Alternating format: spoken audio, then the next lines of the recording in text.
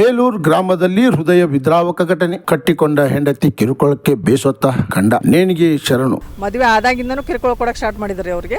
ಹೌದು, ಧಾರವಾಡ ಹತ್ತಿರ ಇರೋ ಬೇಲೂರು ಗ್ರಾಮದಲ್ಲಿ. ಆದರೆ ಅದು ಏಕೋ ಏನೋ ಗಂಡ ಹೆಂಡತಿಯರ ಮಧ್ಯೆ ಹೊಂದಾಣಿಕೆಯೇ ಇರಲಿಲ್ಲ. ಸಣ್ಣ ಪುಟ್ಟ ವಿಷಯಕ್ಕೂ ಜಗಳ ಆಡೋದು. ನೀನು ಸರಿಯಾಗಿಲ್ಲ, ನೀನು ನನ್ನ ಬಿಟ್ಟು ಬಿಡು, ಇಲ್ಲ ಅಂದ್ರೆ ನೀನು ಸತ್ರೆ ನನಗೆ ನೆಮ್ಮದಿಯಾಗಿರುತ್ತದೆ ಎಂದು ಬೈದು ಅವನಿಗೆ ಮಾನಸಿಕ ಹಿಂಸೆ ನೀಡುತ್ತಾಳೆ. ಅವರು ನನಗೆ ನೀನು ಸರಿಯಾಗಿ ಜೋಡಿಯಲ್ಲ, ನಾ ಶಿಕ್ಷಕಿ ಅದಾನಿ, ನಿನ್ನದು ಶಿಕ್ಷಣ ಆಗಿಲ್ಲ, ನೀ ಪ್ರೈವೇಟ್ನಾಗ ನೌಕರಿ ಮಾಡ್ತಿ, ನಿನ್ಗೆ ಹೊಂದಂಗಿಲ್ಲ, ಆಮೇಲೆ ನಾನು ನಿನ್ನ ಜೊತೆ ಎಲ್ಲರೂ ಹೊರಗೆ ಹೋದಾಗ ನನಗೆ ಅವಮಾನ ಆಕತಿ ಅಂಥೇಳಿ ಎಲ್ಲ ಮಾನಸಿಕವಾಗಿ ಹಿಂಸೆ ಕೊಡೋಕ್ಕೆ ಸ್ಟಾರ್ಟ್ ಮಾಡಿದ್ದಾರೆ ಅವ್ರಿಗೆ. ಆಮೇಲೆ ಧಾರವಾಡದಾಗ ಮನೆ ಮಾಡಿದ್ರೆ ಬರ್ತಾನೆ ಅಂಥೇಳಿ ಅಂತಂದು ಅಲ್ಲೆಲ್ಲ ಜಗಳ ತೆಗೆದು ಜಗಳ ಮಾಡಿ ಧಾರವಾಡಕ್ಕೆ ಮನೆ ಮಾಡಿಸಿದ್ರು. ಅಲ್ಲಿ ಕರ್ಕೊಂಡು ಹೋದರೂ ಸಹಿತ ಅಲ್ಲಿನೂ ಹೀಯಾಳಿಸಿ ಮಾತಾಡೋದು, ಜಗಳ ಮಾಡೋದು, ಬೈಯೋದು ಪ್ರತಿದಿನ ಇದು ನಡೆದೇ ಇತ್ತು. ಒಂದಿನ ರಾತ್ರಿ ಅಲ್ಲಿಂದನೂ ಜಗಳ ಮಾಡಿ ಅಲ್ಲಿಂದನೂ ಹೊರಗೆ ಹಾಕಿದ್ಲು. ಅಲ್ಲಿಂದ ಬಂದ ತಕ್ಷಣ ಬೇಲೂರು ಮನೆಯಾಗ ಇದ್ರು ನಮ್ಮ ಬ್ರದರು. ಶಾಲೆಗೆಲ್ಲ ಕರೆಯೋಕೆ ಹೋದಾಗ ನಾನು ಹಿಂದೆ ಬರಬೇಡ, ನೀ ನನ್ನ ಹಿಂದೆ ಬಂದು ನನಗೆ ಅಸಹ್ಯ ಆಕತಿ, ನನ್ನ ಜೊತೆಗೆ ಬರೋಕೆ ನನಗೆ ಅವಮಾನ ಆಕತಿ, ನೀ ಸತ್ರ ನನಗೆ ನೆಮ್ಮದಿ, ನೀ ಸತ್ರ ನಾ ಇನ್ನೊಂದು ಮದುವೆ ಮಾಡ್ಕೊಂಡು ಆರಾಮಿರ್ತಾನೆ, ನನ್ನ ದಾರಿಯಿಂದ ನೀ ದೂರ ಆಗು ಅಂತ ಹೇಳಿ ಅನ್ನುವಂಥ ಮಾತುಗಳನ್ನ ಮಾತಾಡಿ ನಮ್ಮ ಬ್ರದರ್ಗೆ ಮಾನಸಿಕವಾಗಿ ಹಿಂಸೆ ನೀಡಿದ್ರಿಂದ ಅವ್ರ ಮನೆಗೆ ಬಂದು ನೇಣಿ ಶರಣಾಗ್ಯಾರ ಸರ್. ಅವರು ಅವತ್ತು ಶರಣಾಗಿ ಅವತ್ತು ಬರೀ ಮುಂದೆ ಡೆತ್ ನೋಟ್ ಬರೆದಿಟ್ಟಾರ. ಆ ಪ್ರಕಾರವಾಗಿ FSL ರಿಪೋರ್ಟ್ ಬಂದೈತಿ. ಬಂದು ಈಗ ನನ್ನ ಸಾವಿಗೆ ಯಾಕೆ ಕಾರಣ ಅಂಥೇಳಿ ಅವ್ರು ಬರೆದಿರೋದ್ರಿಂದ ಅದೆಲ್ಲ ಪ್ರೂವ್ ಆಗೈತಿ. ಡೆತ್ ನೋಟ್ನಾಗ ಪ್ರೂವ್ ಆಗಿ ಈಗ ಬಂದು FIR ದಾಖಲಾಗೈತಿ.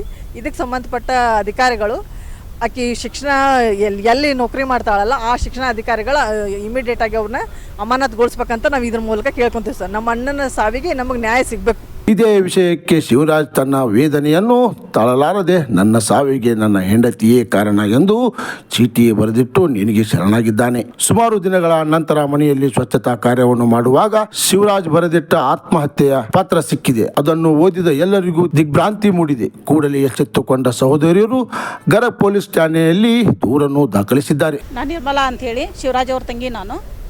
ನಮ್ಮಣ್ಣ ಇವಾಗ ಡೆತ್ ನೋಟ್ ಬರೆದಿಟ್ಟು ತೀರ್ಕೊಂಡಿದ್ದಾನೆ. ಅದು ಅವನ ಹೆಂಡತಿ ಹೆಸರಲ್ಲೇ ಎಲ್ಲವ್ವ ಬೆಂಗೇರಿ ಅಂಥೇಳಿ ಅವಳ ಹೆಸರು.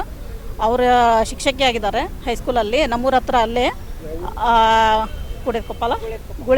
ಗುಳೇದಕೊಪ್ಪದಲ್ಲಿ ಶಿಕ್ಷಕಿ ಆಗಿದ್ದಾರೆ ಅಷ್ಟೇ. ಅವಳು ನಮ್ಮ ಮನೆಯಲ್ಲಿ 15 ದಿನವೂ ಬಾಳೆ ಮಾಡಿಲ್ಲ.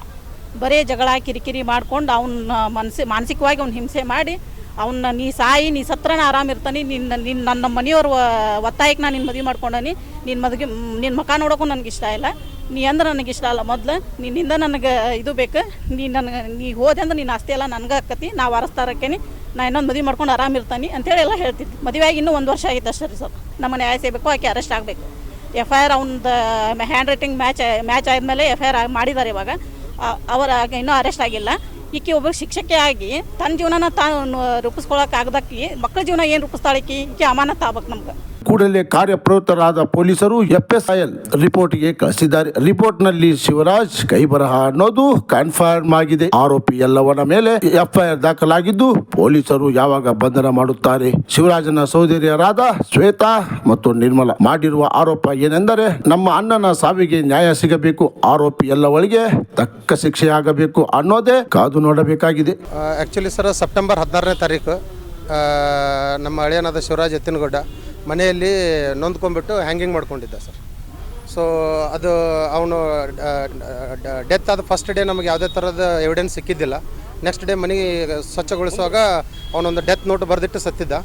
ಸೊ ಅದರಲ್ಲಿ ನಾನು ರಾಜು ಈ ದಿನ ನನ್ನ ಜೀವನವನ್ನು ಬಿಟ್ಟು ನೇಣಿಗೆ ಶರಣಾಗುತ್ತಿದ್ದೇನೆ. ಇದಕ್ಕೆ ಕಾರಣ ನನ್ನ ಹೆಂಡತಿಯಾದ ಎಲ್ಲಮ್ಮನೇ ಕಾರಣ.